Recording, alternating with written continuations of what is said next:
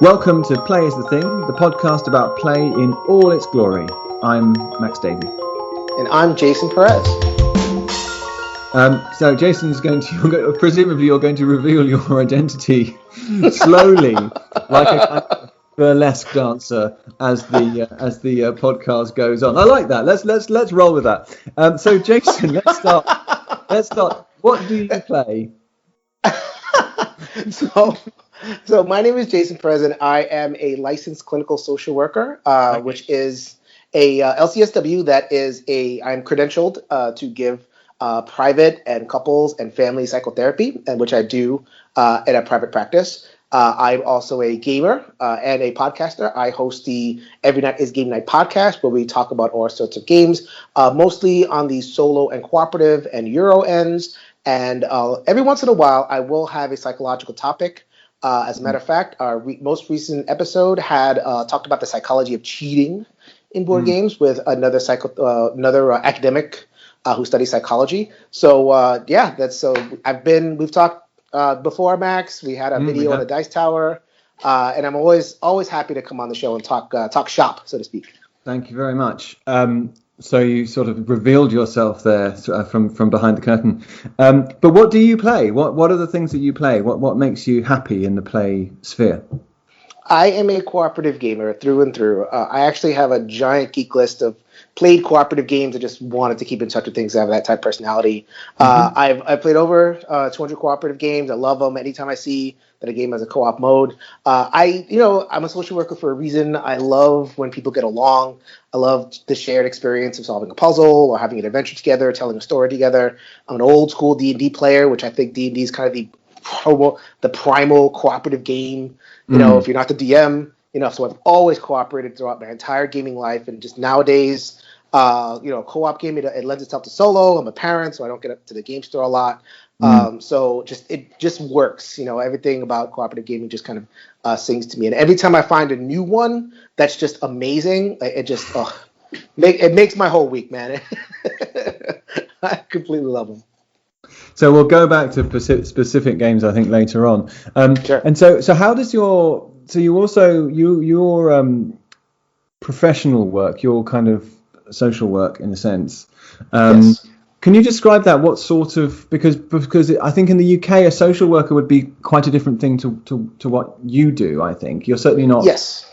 You're certainly not just sort of ticking for. Well, I don't want to be too rude about UK social workers, but they do spend an awful lot of time with children. They spend most of their time attending meetings and filling out assessments, which I'm not sure is what they want to do with their lives either. But that's where we've ended up. But you're different. So just describe exactly what sort of work you do. So then, social work is mostly that here as well. It's a lot of like referrals, coordination of services. They need this government benefit. They need to be plugged into this. Our child protective services uses social workers. All the different government agencies and private agencies that help people use social workers.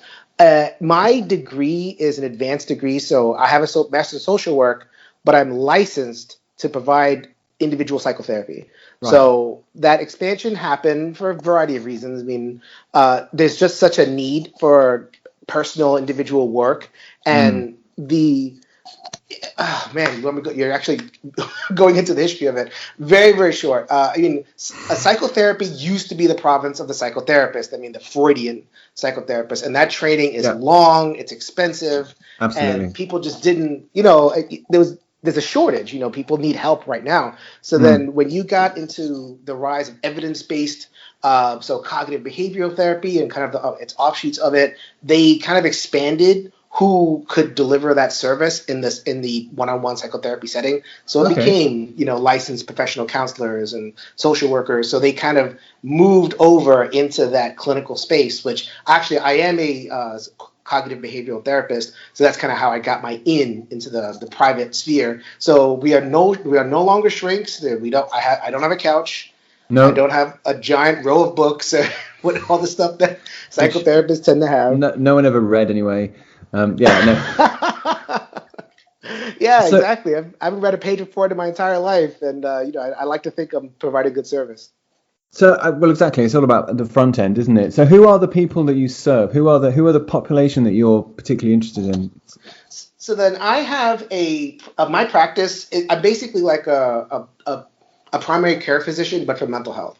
So I Yeah. see Okay. That's a good way of everybody. putting it. Yeah. Yeah, so I see everybody. I see from 4 to 84. I see older folks who are moving on to retirement. I've seen as young as 4 years old, which I Mm. question. I kind of question what kind of benefits a 4-year-old will get from like a clinical setting. That's more just like a Mm. straight play therapy, which a lot of different professions can offer. But anyway, I can be don't even worry about that. But in general, I limit my current practice, because I have a lot of autonomy where I am. It's amazing when you're your own boss; you can do whatever you want. Yeah. Uh, so I go as low as 12. So right Okay. now I'm seeing kids from 12. And in terms of the play therapy, which we're here to talk about, you have a great interest in pediatrics. I see from 12 to young adult. Okay. And I'm very interested in the helping kids transition through adolescence and into adulthood. I believe we take that transition for granted. So I take a lot of pride in helping people along the way with various interventions, because they're not just little adults. They're kids, and they need guidance and they need formation, and sometimes they need a lot of help.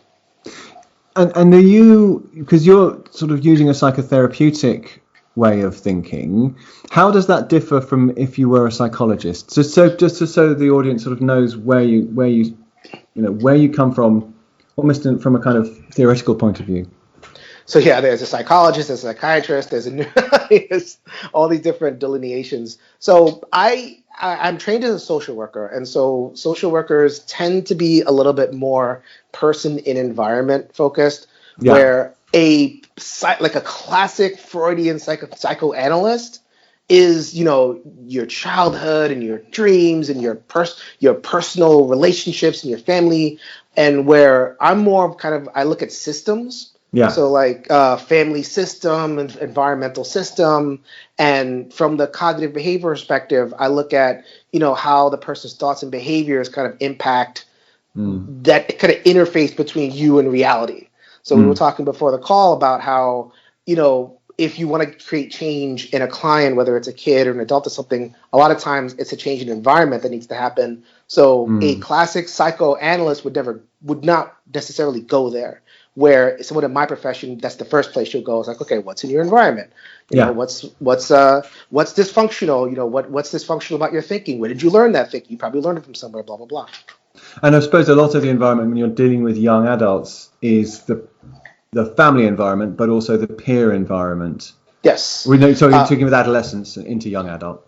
Yes, I actually have partnerships, kind of informal partnerships with local high schools, colleges. Whenever they get cases that are a little bit difficult for them to handle, they refer to me, Mm. Well, and it's I'll see always, and you'll see what you can do. Yeah, see what doesn't always work out. And so you get these young people, and you use play in some sense. So can you Yes. how does that fit in? It's funny because like when you come into my office and I have like the shelf full of board games, and people look at it going, "Oh, what's this?" Yeah, yeah. I use a lot of play, especially with my young people. When I was treating younger folks, it would be a lot of.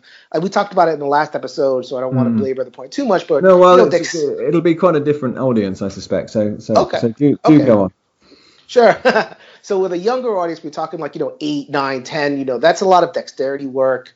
They're actually a little bit more open to the co-op end of things. So I'll play Forbidden Island, just to kind of teach them, basic cooperation and everything. Or And not that teach is them, but like emphasize those skills. and that is still a great cooperative game, even if you played 200 of them. That is still fantastic. I may be pushing 200 games of that, so not in session, but just across the different media. I'm finding it's funny because I'm treating a lot of like kind of 12 to 15, 16-year-old now, and they don't want to deal with any co-ops. It's like, man, all these co-ops are falling flat.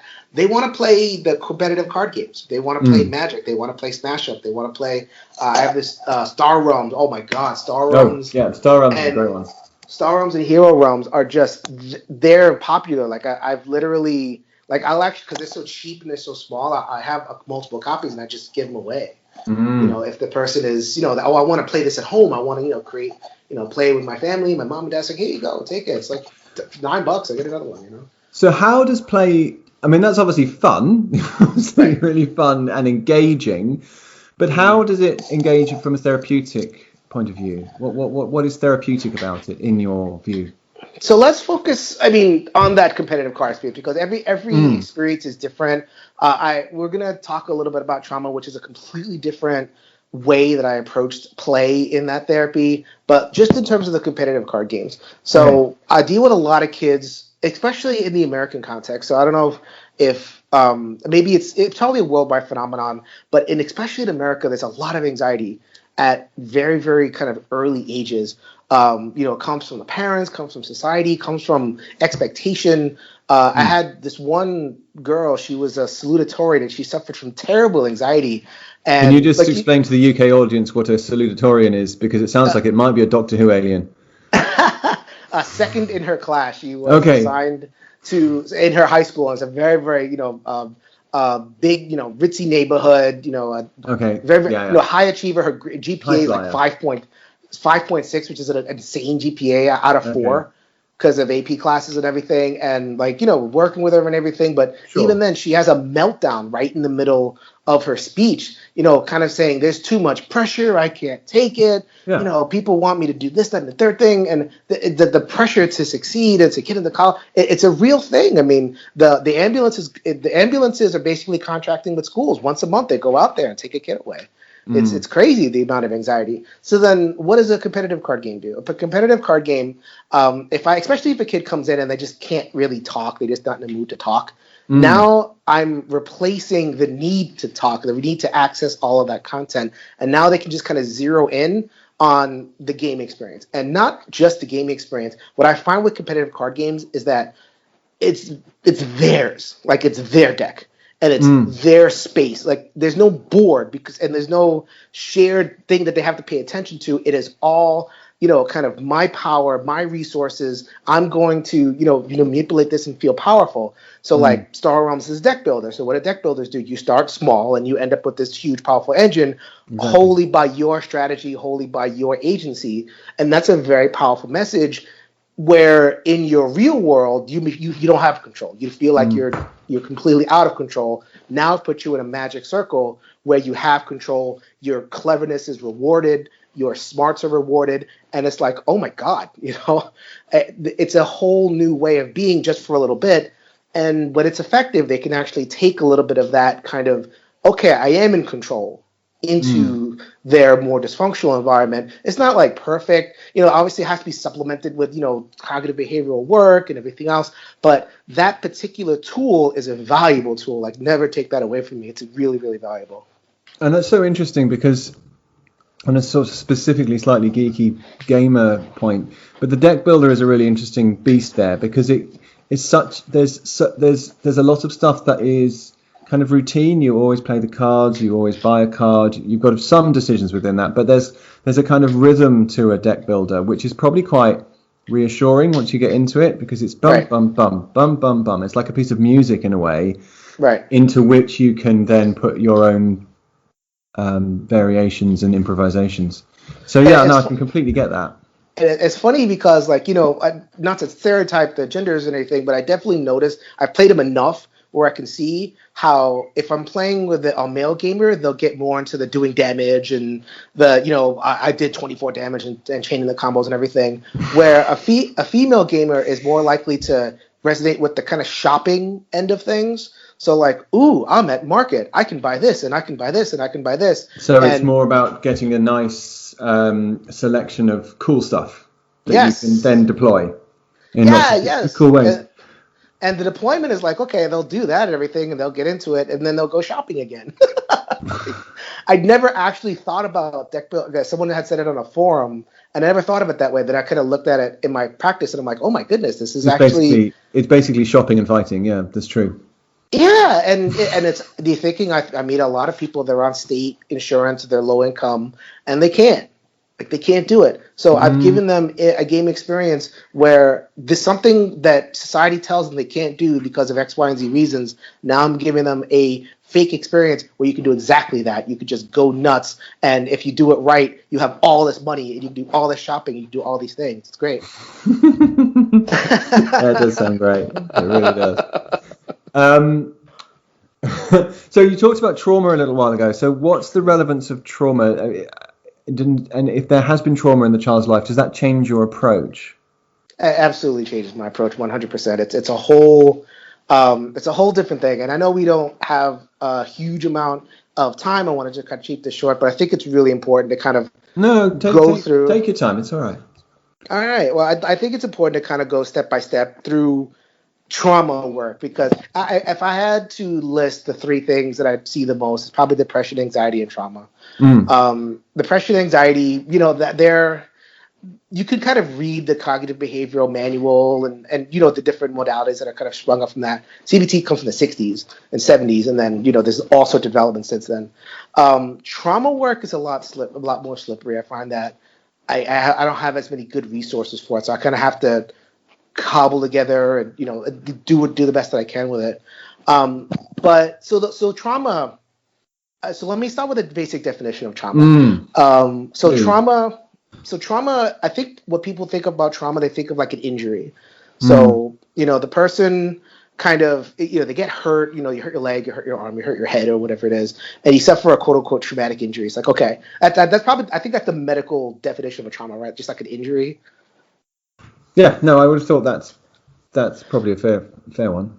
So why do we call it trauma, and when does trauma rise to like we talk about PTSD, post traumatic stress disorder. Not that's a huge one, but like it says something about trauma. So then there's three aspects of trauma that whenever I see the case, I assess for these three things. The first one is your level of the type of pain. Is it long lasting? Is it persistent? Is it a injury that kind of far outlasts? If it's a physical injury, does it far outlast the healing process? Is it something that you still feel kind of pain, even months, years out? You almost feel that same type of pain. So that's one thing. The second thing is people who experience traumatic things. It's almost like they happened yesterday. Like it just hangs in their mind, like they suffer a car accident or they suffer something. And it's like I can close my eyes and I'm there, I can see it and all that kind of stuff. So people get frustrated by that because they and the reason why I'm going into this whole song and dance, because I find a lot of people, especially when it comes to kids, they're looking at it going, why don't you get over it? It happened in the past. Get over it. And get over it. It's like you just suck it up or whatever, however you kind of regard that kind of thing. And it's like, no, you can't do that. Like, and it's for the following reasons. One, it is a long-lasting injury. One, it is mentally and psychically, it does kind of hang there as if it just happened. And then the last thing is, and this is kind of the most important point, trauma, it doesn't just injure our bodies or our psyches. It actually changes our sense of self. Like we're a different person after the trauma, and like our not only ourself, but like our horizon, what I call our horizon. So like a trauma diminishes who we think we are and where we think we can go. So I'm a swimmer and I had a near drowning experience. I can no longer be a swimmer. Okay. I'm a dancer and I snapped my ankle, or I got, or even if I didn't snap my ankle, I got really embarrassed. And I had a wardrobe malfunction. I was embarrassed in front of the entire school. I can no longer be a dancer.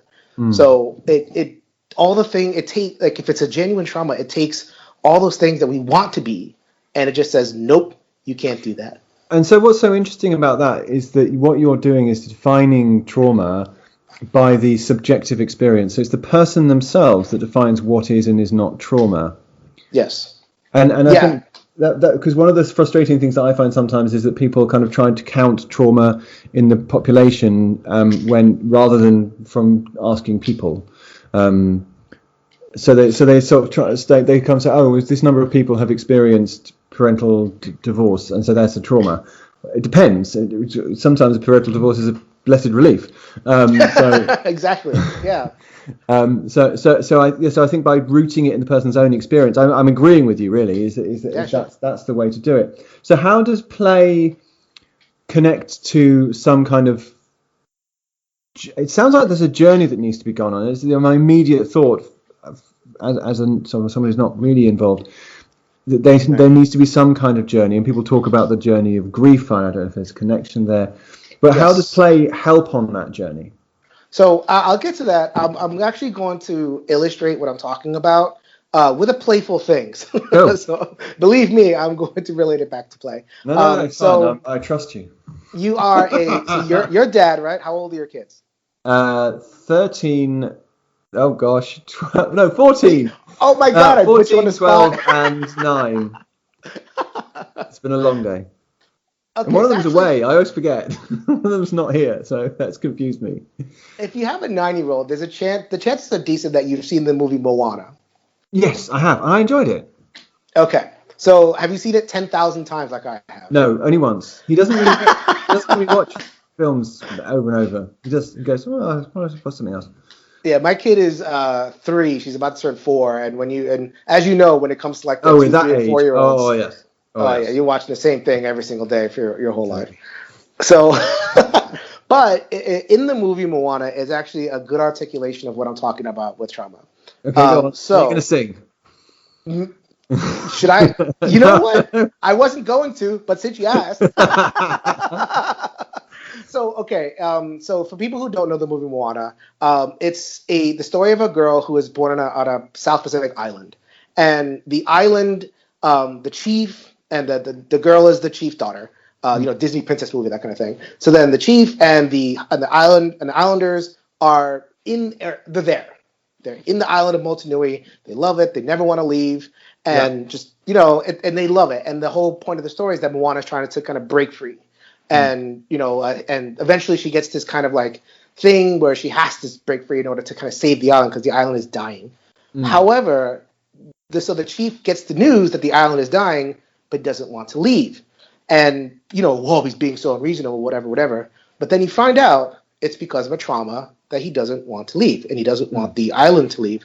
So the song, so Dad sings a song called "Where You Are." And since you asked me to sing, you open the door. Go on then, waltz through it, Jason. Going back to burlesque again. Go on. Consider the coconuts, the trucks and the leaves. The island gives us what we need, and no one leaves. Excellent. Excellent. It's supposed to be like, if no one leaves, that's supposed to be like a spooky line. Like, no one leaves this island. You are locked here. It's ostensibly because the island is so great, but really when you find out, it's because of the trauma that the islanders and the chief has suffered. Because the trauma being that he lost his friend in the seas and everything, and the island kind of lost their identity as voyagers and everything. So that was the trauma that the islanders suffered. So we could keep on going. Hold on a sec. That's right, we stay. We're safe and well provided. When we look to the future, there you are. You'll be okay. In time, you'll learn just as I did. You must find happiness right where you are. Jason is going to be producing his first album at the beginning of this year. Therapeutic musicals. Anyway. I do this in therapy with my trauma clients, and I emphasize this last part. You must find happiness right where you are. Yeah. Like, it's almost like the song is pleading, don't go. You have to stay. And it's all because of the Chief Tui, which is the chief, has suffered this trauma. He's lost his friend on the seas, and the islanders have suffered this trauma. They've lost the ability to wayfare and everything, and they're trying to convince themselves that this is where they need to be. And it takes and as you were saying, and this is kind of brings it back to what you were talking about, where a journey has to happen. It takes Moana going on a journey, finding the heart of Te Fiti and blah, blah, blah, blah. And then, eventually once the journey kind of comes back, it unlocks the island. They can start sailing again. So then you come to the end, and when Moana has the heart of Te Fiti or something, and she gives it to Taka. Taka's this big demon, right? Yeah. The big demon. And then, so the song comes, they have stolen the heart from inside you, but this does not define you. Safidi suffered a trauma. She had her heart stolen. So Moana is saying it doesn't define you. So what is that saying? It's speaking directly to the heart of trauma itself. Yes. And it goes exactly to where trauma treatment needs to be. The trauma doesn't define you. Now, you can't just say that. How wonderful would that be if you could just say it? You have to kind of play it. And goes back to what we're talking about with how do you use play in therapy. I use narrative. I use journey. I use story.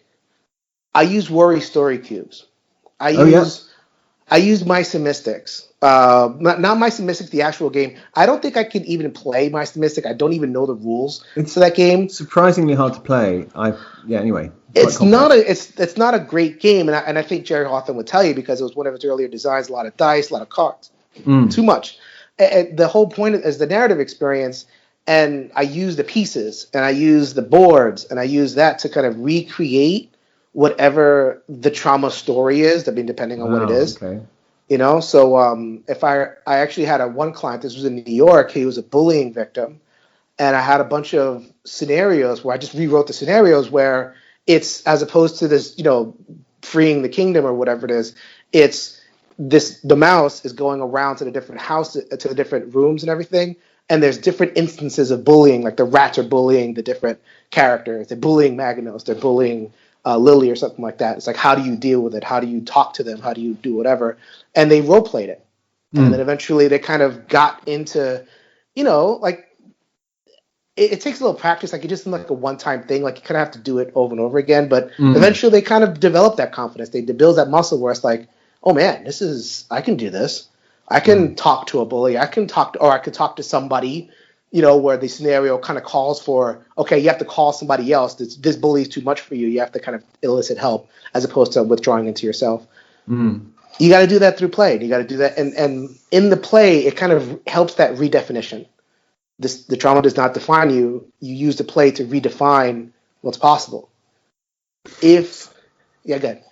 That's right. So in a sense, the place, people talk about the magic circle, don't they, of play? And so you're almost using that magic circle as a safe space for the young person to then process and make sense of. This other thing is this concept of sense making in trauma is something I've heard about, which actually makes a lot of sense, ironically, to me. That they're trying to. I see what you did. So yeah, very good. So they're trying to. So the narrative is a kind of sense making. So I suppose you're combining that safe space and the narrative to construct something that actually they can then take out into the real world. Is that a fair way of putting it? Yeah, you were saying. I think we were talking before on chat. You were saying something about like sense making and attractions, or sense making and attachments. I believe it was how. If you think of a person as you're attached to a certain story about yourself, like, if you're an American, there's American values, American stories. I'm an individual, and I'm, all this other stuff. And if you're British, I'm part of a long patrimony of, blah, blah, blah. I like to moan about the weather. I'm attached to being grumpy. Yeah. We all kind of have these attachments to these ideas or these concepts or these symbols and everything.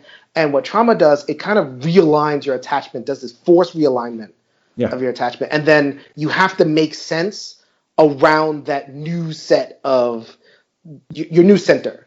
So if your center is one thing and that's you're kind of attached to whatever is cluster happens to be your center, trauma knocks all that down like a bowling ball.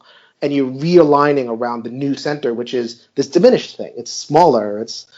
You can't do as much. You can't realize your potential. So then the hard work of narrative is to kind of to loosen the sense, like, to kind of make things not make sense. Like, actually that's a great way to put it. Like, in terms of like sense making, you have to make things not make sense. So like it doesn't make sense that you're weak. It doesn't make sense that, one bully can kind of make you fail a class. That doesn't make sense. And I can make a new sense. You're almost pointing out some cognitive dissonance in a way. You almost bring in that concept that this can't be true. This story that you tell yourself, this traumatic story that you tell yourself, because it can't one bully can't do that to you, shouldn't be able to do that to you. So, right. Are you then suggesting that I'm not saying you would. It seems to me that you wouldn't impose a story upon them, but that they come up with a different story that is more positive and allows them to move on. Is that part of what's going on here? It has to be organic, and that's why I like using kind of more open-ended forms, like the story cubes. The story cubes you do whatever you want with them. Oh, amazing! I love them. They're truly amazing. I mean, I've had Rory on the show to talk about how he developed the story cubes as not as a game, but as kind of a self-help tool to help people, and a creativity tool to kind of unlock people's imaginations. And so they're not even a game at all, but they just happen to enter the game space. So then I'll use that to help people unlock a new way of thinking about themselves. So the work first is to help them kind of challenge what their quote unquote traumatized sense. They've made sense, but the sense doesn't make sense. Yes, and then I do see what you mean. Yeah. Right, and then you help them organically make a new sense of themselves, like and this is with a young kid. I used to do trauma recovery in the wake of Hurricane Sandy in New York City. So I would go to the Hurricane Sandy was one of those like kind of traumatized events. It kind of a lot of property damage, a lot of thankfully the loss of life was mitigated, but it was just a lot of people had their homes wiped out and everything. So with kids who lived on the coast when it happened, they brought people like me in to try to help them. So then. We would tell a story, and then one kid would say, "I'm Aquaman," and so it's like, okay, you're afraid. You don't say this explicitly, but you kind of lead them to it of like, okay, you're afraid of water, you're afraid of the beach, you're afraid of weather and everything, but you're Aquaman. Yeah. Now we need to make sense. We need to make sense of the fact that you're Aquaman now. So that old stuff doesn't make sense anymore. Let's do this new thing where you're Aquaman and you do have a level of control. Yeah. And you do have a level of agency, so like that it's that kind of like that. And I've used the story of Aquaman, or I use the story of whatever helps them. So it could be anything. Like that's the great power of story. You could bend it towards which way you want, and there's no bad stories as long as it genuinely comes from the person, And I suppose you can, with that flexibility, you can use anyone's interest if they're mad into Harry Potter or whatever. Yeah, sure. I mean, you have to be careful to kind of like make it too goopy. Yeah. It can't be like too one-to-one, because then it becomes preachy, and then it becomes, and now we're gonna learn how to be kind to animals, and we'll all be Hagrid, and blah blah. Yes, no, that's absolutely right, and you've got to be really careful, don't you, to avoid kind of moralizing a kind of fable, fable kind of story. So that's not what you're talking about here at all. It comes from the person themselves. And it doesn't. Yeah, I'm so glad you mentioned that, because like I think when people think of narrative, they think of like one thing, and like a story from beginning to end, and it has a moral. And that's totally not what this is. I mean, it's basically like you present. You create that magic circle and you fill it with story elements, almost like a sandbox with a bunch of toys in it, and then you let the person kind of put it together. And if they put it together in a way that looks like weird to you, that's like, then so what? At least it's their story now. Yeah. And a very skilled clinician, and I try, I'm not saying this, I'm only doing this for a couple of years. I really do try. Like there are people. The book I'm thinking about, or not the book, the theorist I'm thinking about, his name is Michael White. Let me shout him out right now. Michael White is the pioneer of narrative therapy. You can read, he has a lot of articles, a lot of scholarly work, but Michael White is brilliant when it comes to this stuff. And that's who I kind of look up to. And he talks, he's so empathetic. Oh my goodness, he's like the most dear man. Everybody's important. Everybody has a story. Just like, how do you do that? There's some people I don't have time for, but yeah. Some people just have it in them, he cultivates his empathy. So then when it comes to, a kid or even an adult or something like that, they're kind of redoing, they're trying to make a new sense of what they're going to be about in the future beyond this trauma. They have to define it. And it may come out not looking like something that you might find healthy or productive. But if they're more alive, if their horizons are broader, if they can be more, then fine. If the story doesn't make sense to you, then fine. As long as it helps them grow, and that's something I really strive for. And in a way, I try to make stories. And in a way, even if you don't have any direct teaching direct applicability from the play space back into the real space. At least they've had an experience of a kind of agency, I suppose, within that space that at least will be hopefully helpful to them. Because the play space you can make, like we said before, you can make decisions, and those decisions have an impact. Whereas in the real world, you can often feel rather hopeless. Shall we say? Yeah, I honestly think it's like it's a control thing, and I don't mean a control in that negative way. Like I meant it in an agency way. A kid doesn't have a lot of agency. They get their clothes from their parents. They get their money they get everything from their parents, and that's cool. I mean, I'm not going to say that's not a good thing. However, that transition needs to happen at some point, where they start to feel like they're an agent in their worlds. And trauma messes all that up because it just diminishes whatever little sense of control that you have. So then that's what the work of therapy is to help them redefine, tell stories, make sense of the world in a way that puts them, that gives them a little bit more agency, a little bit more power, just a little bit. You don't want to make them, again, you have to be very careful. You can feed narcissism this way. You could feed grandiosity this way. That's another thing I don't want. Like I came close to that in a recent session. I felt so bad. Speaking of a failure, I had a kid. He was like 18 years old, and we talked about a story. We did the whole thing, and the end of it was like, "You're the man of the house now," and he takes it, and I'm like afraid of what he's gonna do with it now. Yeah.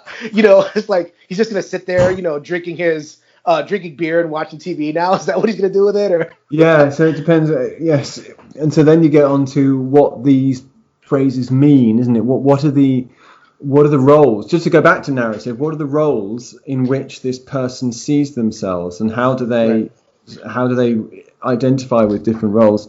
And if they've never been given a positive man of the house role model, then it may well mean something quite negative in the end. And it talks about like try not to impose your story on the person. Like I would, like in my head that made sense. I've had positive male role models in my life.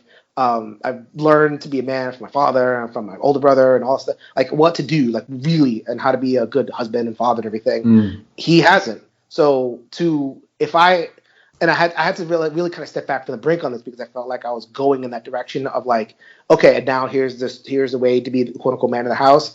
And now remembering, oh my God, his father's a deadbeat and his stepfather's drunk. And so it means it's a very different thing to him than it does to you, of course. So then, buyer beware. And obviously you want people to tell stories. And then so then that's part of the process. You see if that's happening. And I was able to kind of like steer it in a different direction. And I'm not sure if he just kind of stopped there and didn't engage with the rest of the session. And you kind of talk about in terms of like maleness and broadening the scope. There's other role models and blah blah. So this is really really challenging work. Is like so imagine you're talking to a lot to parents with this podcast. You're talking a lot to like caregivers with this podcast. It's hard to kind of take just okay. Now I'm going to help people write a story, and I'm going to help them do that. This is just a start. It has to be. Every case is different. Like you said before, this is also subjective. That's probably a good way to kind of summarize that. It's also centered on the person. It's worth knowing what their elements are. What's in play in their heads before you launch it on any of this stuff.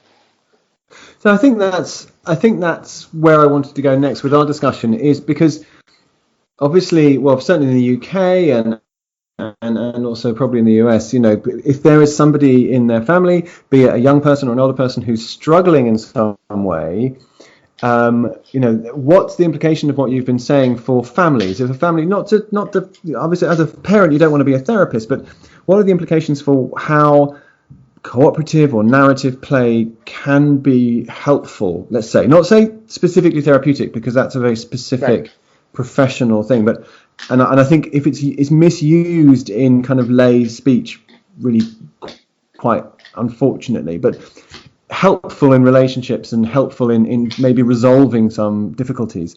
What are the implications for everyday family life of your work?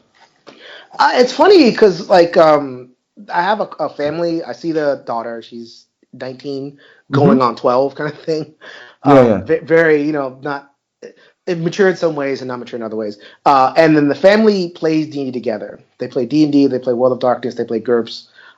They play all these different role-playing games. And it's fascinating to have the mom in and the kid talk about their sessions and what happened and how they're able to use the story of the session to kind of address something, or they didn't mean to address something. They just meant to have, tell a story, have a good time, but then something kind of emerges. So like, let's say the girl loves to play a thief, right? And the thief, let's say the thief kind of goes off. She says, okay, I see a treasure chest over here. I'm going to go off. And then the mom, who's like the cleric, she says, you're always doing that. And then the kid is like, okay, this is the first time my thief has done that. We just started this adventure, and it became this moment of the mom obviously had something that she wanted to address, didn't know how to address it, and it just kind of came out. But it was in magic. Yeah. So it was an echo of real life in a way, wasn't it? In a sense. It was a safer space to do it, because they were able to kind of make a joke out of it.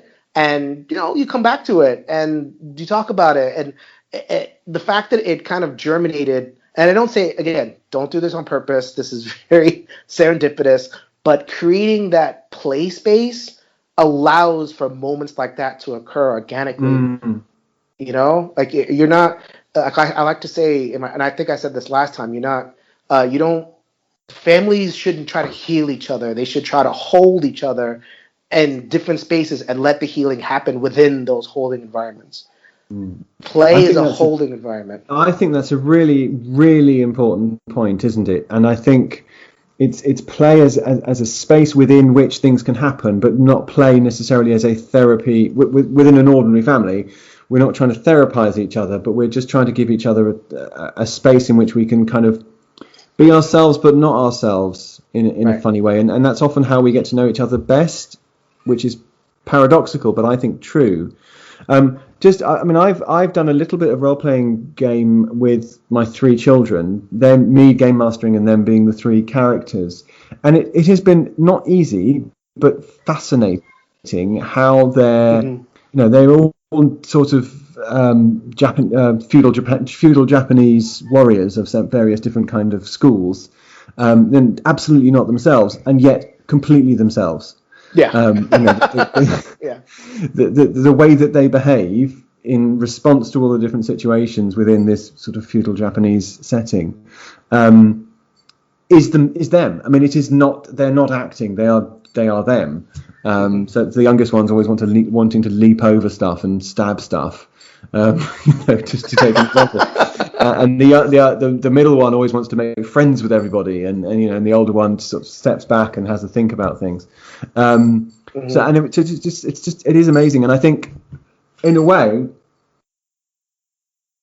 there are particular sorts of play that can do that in different ways, and I think if a role-playing game is too raw for you, that's absolutely fine. So I think one of the things I'm wary of is that we advocate particular sorts of play as being helpful for everybody. I don't think role-playing games are for everybody, and I think they actually can be, because they're quite exposing in ways, because there's no safety net. There's often no board. There's some dice and a bit of paper, but there's no kind of, like Forbidden Island, for instance. There's a nice, safe, you're a little pawn in moving around this place, and it's all quite nicely mapped out for you. So although it's less revealing and less personal, it is safer in some ways. Yeah, I mean, they talk about, because there's a big conversation happening, different blogs are coming up about narrative in board games, right? Well, board games can't really tell a great narrative because of the strictures, because of the guardrails, and you need an RPG in order to tell a real story. Well, first of all, board games tell their own stories. And I think it's probably accurate to say that board games kind of tell safer stories. Yes. You can buy into the story of a board game, and let's say your context, your personhood, your psyche is so stressed out. It's so, I can't access this right now. I have to completely leave this. Then a board game will allow you that exit. It's like a complete exit, a complete immersion into something else. I am a little pawn in a traveling around. I am a Venetian merchant and I'm trading my sugar for spices or whatever you're doing. Where a role playing game, you still have to kind of access yourself in order to play it, and not everybody can do that. Like I talked about using magic and competitive card games in my sessions. There are people who I would never play a role playing game with them because they just don't.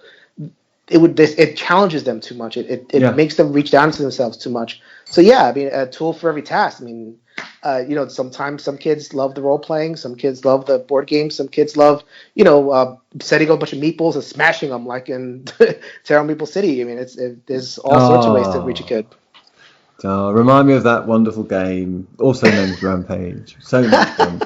I was thinking about story because we played Root today, which is, I think, probably my favourite game at the moment. And that is something where there is definitely a story. The story evolves from these very clear elements. And I think it's a midway point because it's not at all abstract, but people's play styles respond to their... Well, people's play styles reflect their own personalities, and so there is a kind of story and a personalization that really emerges from that game, which, oh God, I love it. So good. That's a perfect example of a game having a lot of story but not a lot of narrative. Yeah, there's a distinction between the two. There's so many story elements there, and there's so many entry points into the story. There's no narrative, there's no moral, there's no nothing, but like. Root is about as story rich as you can get. So like I can really get. I'm a vagabond guy. I love playing vagabond. Yeah. I love ducking in and out. It's the sort of furry Han Solo of the game. Yes, I like to call him. I love ducking in and out. I love. I'm like a big. I don't love seeing the entire board. It's funny because I'm a board gamer, but I don't love board games. I find that there's always too much to look at, too much to see. I love card games. I love games where I have a little bit more. Kind of stuff to myself, or if it's a board game, it tends to be a cooperative board game where we're all sharing the space. That's cool. But like a competitive area control game, get out of here. Which Root is, which is why I enjoy the Vagabond, because then I can really focus on what I'm doing, and I get that little sneaking past people. It's a very mischievous little character, the Vagabond. I love it. It's so wonderful. So anyway, any listeners who are completely lost, just go and look up Root, because I think it's a phenomenal piece of work. And people who say it's not are wrong. I just wanted to also just to move our conversation on, because you said something really interesting, which was that everyone's got a story, and the chap Michael White that you were talking about. So he's obviously somebody who sees everybody as having a story, and this is going on to another set of debates within gaming, even people who we disagree with morally or politically or ethically. They all have a story, and so therefore from that comes respect. If you understand that somebody has a story, there's a kind of respect that comes with that. I mean, first of all, would you agree with that? And is that why that's important? One reason why that's important? What White says? I think so. One of the terms that White makes in his work is he questions the idea of normal, quote unquote. Scare quotes. So then, it talks about like, and actually I've adopted this in my therapy as well. I can never say the word normal without like making scare quotes or questioning whatever it is. No, so, me neither. Because, again, what is normal? Like normal, when you help a person drill down into what is normal, they usually have like a set of boundaries, a set of prior assumptions about themselves. And that's where what you're talking about is, people who disagree. What you're saying is, I'm normal, you're not. We're on that. You've divided the world into kind of these two things, and maybe there are people who you mostly agree with. That means you're closer to normal. It's all kind of centers around this idea of that there is a center and there is a normal, and therefore, if it's diametrically opposed to me, it must be abnormal. It must be deviant. It must be something that not only do I discount the idea, but too often we let it discount the person too. Like you can't be like, you hold this idea, so how could you possibly blah, blah, blah. And this, it's so challenging because there are some ideas that are so abhorrent that it just strains your credulity that, how could you, do this? And we're in the middle of this right now. Actually, both of us are in the middle of this because we have Trump and you have Brexit. Yeah, yeah. Like the people on either side, it's like, if you're a Brexit person, it's like, how could you? Da, da, Mhm. da. You know, I know, I and hear it a lot. I've tried to avoid it myself because of this idea of stories. But the people have made the decisions they've made for reasons. There's always reasons, and those reasons are more yes, interesting than trying yes, to change their mind. I think. I mean, not yeah. that I do So want to change their mind, obviously, but yeah, I I mean, if suppose you what I would go, say is I want their story to continue in a different direction, in a less Brexity direction. But, yeah, I mean, but it's useful to know. So, I mean, you can't get around the fact that what was it, 52% of your populace voted for this thing that's like this sure. to to some I to know that there a will be people saying, well, actually, because not everyone voted, it was only right, 38% of the population. Whatever, they won. yes, they won for various reasons, and Let's not forget that. and so you go actually, or like the Yellow Vest movement in France. This movement of people who were disenfranchised, Yeah, and you're like, yeah. how could you like Marie Le Pen? She's this nationalist, she's this person, and then you hear their story, and it's like, well, this happened to me, and this happened to me, and this happened to me, and that's why I'd rather have this person than that person. So they're usually making some kind of choice among, like, they hate both choices, but they're going to go with the one that answers closer to their own personal story, as opposed to just being this monster. And so, So like, go on. yeah, again. Well, I mean, I was just gonna say, where I am, I'm kind of in a suburb area, so for people who don't know, we have Trump as president, and it's very hot button. But it's fair to say that Trump supporters tend to be urban and Mm, cosmopolitan. Trump supporters tend to be kind of more rural and whatever. So I'm like right in the middle. I get Trump supporters, and I get Democrats and all that kind of stuff, left, right, whatever. And yeah. I have to code switch.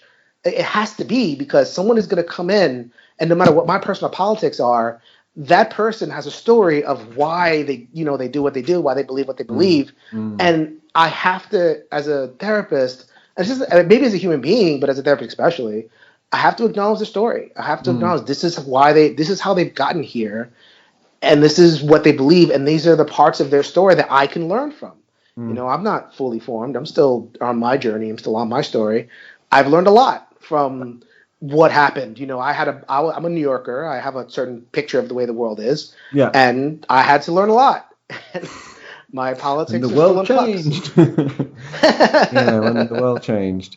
I mean, I suppose my question as well is so are you somebody then who would in your life as a gamer, as somebody who plays games as a just as a person, as a guy, are you someone who thinks that play space can be a place where people tell their stories and kind of understand each other in some sense, where they're coming from, and can not change the world necessarily, although goodness knows it would be nice.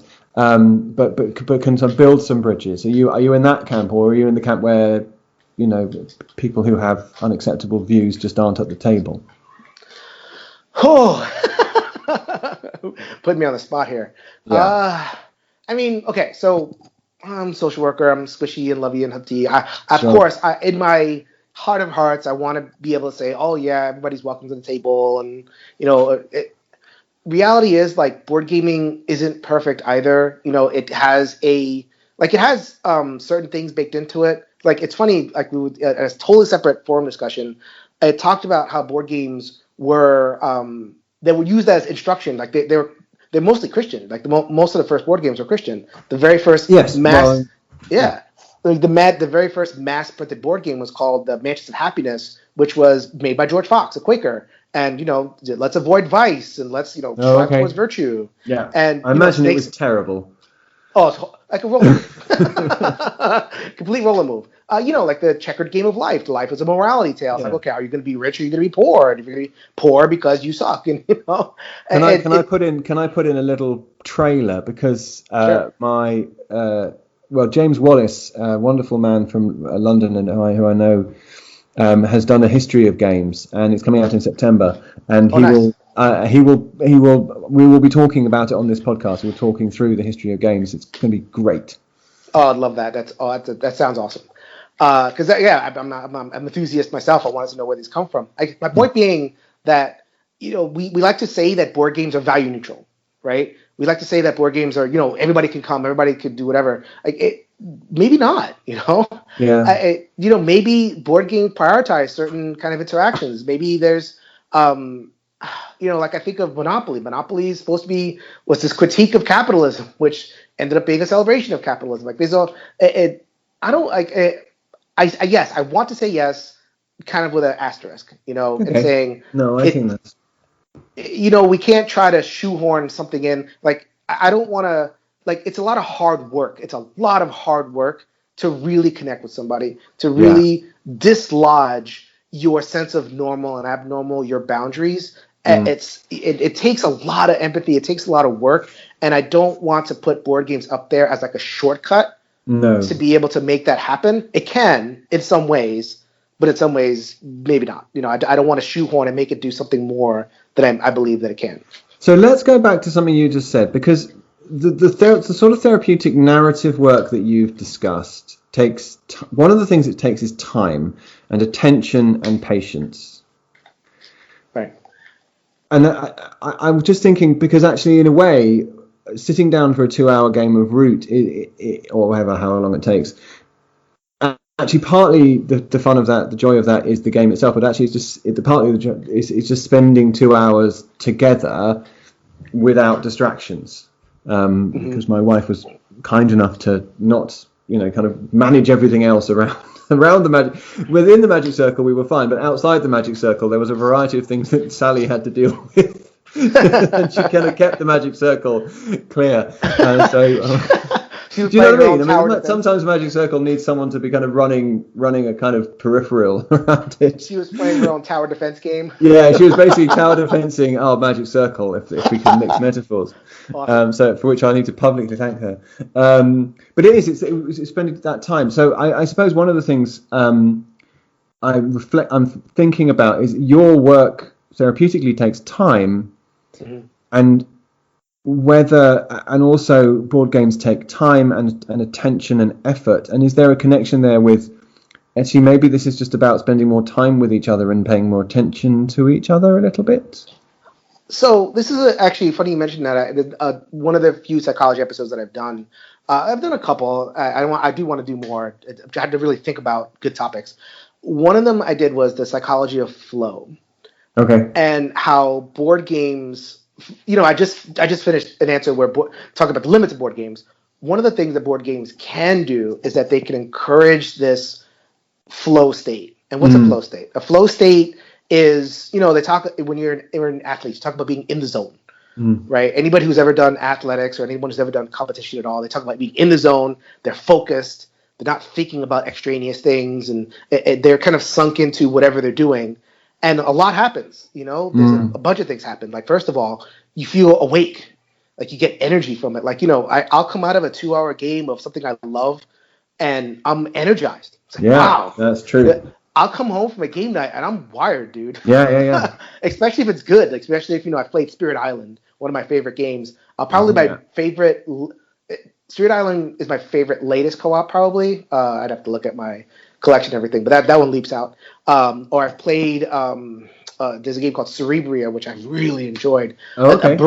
A brain burny, kind of psychedelic, and a lot of people I play with don't wandering like around it. inside someone's brain, aren't you? Ironically, yeah, and appropriately for this podcast. Exactly, like they call it the game version of Inside Out, where you're trying to balance the forces of glue. I thought you said for a minute the gay version of Inside Out, and I was thinking that would be a really good sequel. Anyway, go no, won't go near that one. Actually, I actually don't get that. That's not why I like the game. I think the theme just kind of falls away, just playing like blue and red. Yeah. However, the actual mechanisms, I can just sink in, and I can forget my surface level thinking. And a lot of prejudice, a lot of judgment is actually the result of surface automatic thinking. Yes. Where if I enter a state where I shut it off, and and I'm in a flow state, I'm competing with somebody, or I'm doing whatever it is. Like, I think there was I forget, the women's national soccer or whatever it was. Like, there was a big soccer game recently. I'm terrible. The USA beat France yesterday in the quarterfinals of the World Cup. Yes. And it was a big Johnny deal because was a big deal because one of the main players was like, I'm a gay person, and what is the big deal? It's like, I'm right here, and it's like while they're playing, they're not thinking, oh, I got to go against the gay person. No. While they're playing, I'm not no. going against a black person. I'm not going against this person, that person, the other person. It's just playing. competing. You're just playing. You're in the zone. You're in it, and I'm not. I don't want to compare board games to high level soccer too much. But if I'm in the flow of a good game, a real, of a like you say before, a 2-hour game or whatever it is, then I'm not thinking. Like I can shut off so much of my background noise. It's like going to my phone and shutting off all the apps in the background, and I'm just focusing on the thing that I'm doing, and I get energy out of it. I get good perspective out of it. It's like, man, nothing else was important.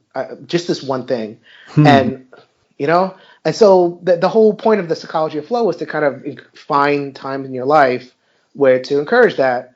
Where in our society, there's so many things that take us away from that. There's phones and there's distractions. But doesn't a video game also sometimes give you a sense of flow?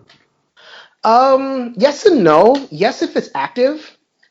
Like there's a lot of games. Like if you're playing Skyrim and you're just like crafting for 5 hours, are you really in flow? Well, I think people would say, isn't that a subjective opinion from the person who's experiencing that game? So then I'll say that there are some people who will get into that immersive kind of I forget myself and I'm focusing on this experience, and there's some people that are just indulging distraction. So I'd have to see like the it's known by its fruits. Like if you find somebody who is just really into it and they're really entering the true state of flow, you'll see like they're energetic, sure, and they're alive and they're thinking. Like if you look at like the Grandmaster, there's like because esports are huge, right? The Overwatch and all this stuff. You look at like the some of the grand champions. They're like real people. They go around, they do interviews, and they're like social. So that's fine. Like that's great because they're flowing with stuff. But if you're losing like swaths of your life to video games and you're not, and it's just like this torpor that you're sinking into, then I have to question that. So again, but isn't flow fundamentally? This flow state isn't fundamentally. It's not selfish exactly, but it's yourself. It's not a social. It's not inherently a social thing. It's to do with your It's to do with your relation to the task that you're undertaking or the activity that you're undertaking, isn't it? What you find. So now we're getting to really far afield, but that's okay. Yeah, we're miles away. That's okay. That's fine. So what you find is actually the opposite. What you find is there's a lot of things that happen on the surface at the ego level that reaffirm the sense of separate self. So, like I was talking before, the judgments, the snap judgments. Oh, that person's a this, that person's a that person's another thing, and that person's not me. That person's abnormal. I'm no. Like, there's so much stuff that happens on the automatic thought level. Yeah. Where if you're entering kind of that deeper, kind of brain state where you're shutting a lot of that automatic thinking off, then those thoughts that affirm separate self, go away. So it almost facilitates a different kind of social contact, which is not trammeled by the kind of the automatic thinking that you were talking about. Yes. Is that where you're going? Okay, that is interesting. So imagine what was it, Lord of the Rings? Worm tongue. Right, yes. So imagine the automatic thinking is like a worm tongue, convincing you that you're this and you're that and you're the third thing and you're the fourth thing, and it's separating you from everything. And then being a Rohan and stuff like that. Yeah, okay. Exactly. So then great one for analogies. I love it. Go on. And so what happens when you enter that flow state is you tell worm tongue to shut up. Yeah. And you can actually think. And what happens, like, I forget exactly how the spell is broken, but then he's kind of reminded of something, right? Well, Gandalf breaks the spell, at least in the film. I don't know. I find Tolkien very difficult to read in book form. Yeah, so. Very laborious. Very laborious. So many breakfasts, so many songs. So many horses riding, and get to the point, man. Yeah. I mean, what's going on? The idea being, it's actually a failure if the movie. It's been such a long time, but like in the kind of classic version of breaking that spell, you help people kind of realize who they are, really who they are, and then you're able to kind of break that whatever the separate definition is, you shut the worm tongue out and you kind of realize yourself again. And so that's what flow can do. And so, yeah, exactly. You're saying that flow can really reveal who we are fundamentally, and therefore help us to connect with each other, in a sense, is what you're saying. I think I'm of the school that the more we realize ourselves, the more we're connected to other people. Okay. I think that a self that is separated from people is a diminished self. I think that a self that is always in our heads, is always thinking, but not like the productive kind of thing, but just like, kind of running through the same ruts over and over again and making the same judgments. And that I think that's a diminished self. And if we can, like what is the journey of like, okay, we go in order to go out. We have to go down in order to kind of really discover ourselves. And then we realize, oh my God, there's all these people around and I'm so happy. And I want to connect with these people now, That's amazing. It's probably where we have to stop because my wife has returned from the pub and she's set the dog off. Here comes the dog. There's the dog. Hang on a bit. Yes. Jason, before we go, can you just, I'll cut some of this out. I'll keep some of it in comedy value. The dog barking. Do it. Can you just let us know where people can find you online, and then I'll just put that in the recording. Absolutely. So my name is Jason Perez. I'm user Pope66 on BGG. Love getting personal geek mails. You can also find me at the Every Night is Game Night podcast. We are available on all the platforms. We can be seen at ENGN_podcast on the Twitter. I have a Facebook group, Every Night is Game Night. Everyone, I don't post as much as I should. I have a very ambivalent relationship to Facebook. I did a whole episode on that one too. I try the best I can, though. Those are probably the best ways to reach me. And also, in the Connecticut area, just completely separate from gaming, I am an LCSW. You can look me up, Jason Perez. And if you just want to come and check out my narrative therapy, my play therapy techniques, then you're more than welcome to do that as well. All right, this is not one. Thank you very much, Jason. We've had a somewhat rushed end to the podcast, but I'm sure we'll come back to it another time. Do you think, my friend? Take care. I can't wait to listen to it. So anyway, until next time, Jason, thank you very, very much. Play As a Thing is produced, recorded and edited by me, Max Davie. The music is by John Davie. And special thanks this week to Gary King, the man behind Dead Cat Dreaming, who spontaneously and for no recompense has designed us a beautiful new logo, which is now going to adorn all of our various bits of internet. Thank you very much, Gary. You're a beautiful man. Hopefully, Gary will now launch us into the stratosphere of podcasts, and you will, dear listener, will know that you were here first. We are on Twitter at PlayIsTheThing1. We have a Facebook group which I need to kind of cultivate a bit more, but if you search Play Is The Thing on that website, you will find us possibly chatting away or possibly just being a bit silent. And if you need to email me, I'm at PlayIsTheThingPodcast at gmail.com if you want to say anything bad or good or indifferent about the podcast, or if you have any suggestions of people you think would be awesome. Here comes the music. See you next time.